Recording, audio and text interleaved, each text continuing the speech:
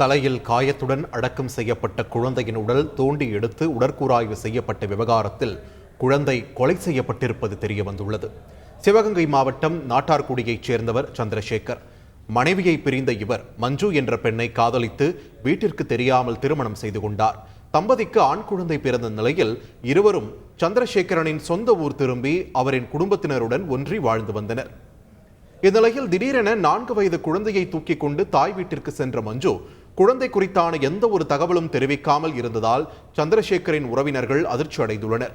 இதில் நாட்டார்குடி அருகிலுள்ள கோயிலில் குழந்தை காயத்துடன் சடலமாக கிடந்த நிலையில் சடலத்தை மீட்ட உறவினர்கள் போலீசாருக்கு தகவல் தெரிவிக்காமல் அடக்கம் செய்துள்ளனர். தகவல் அறிந்து வந்த போலீசார் வருவாய்த்துறை முன்னிலையில் குழந்தையின் சடலத்தை தோண்டி எடுத்து உடற்கூறாய்வுக்காக மருத்துவமனைக்கு அனுப்பி வைத்த நிலையில் உடற்கூறாய்வு முடிவில் குழந்தை கொலை செய்யப்பட்டது தெரியவந்துள்ளது. இந்நிலையில் குழந்தையின் தந்தை சந்திரசேகரை கைது செய்த போலீசார் தொடர்ந்து தலைமறைவாக இருக்கும் தாயை தேடி வருகின்றனர். செய்திகளை உடனுக்குடன் தெரிந்து கொள்ள உடனே சப்ஸ்கிரைப் பண்ணுங்க.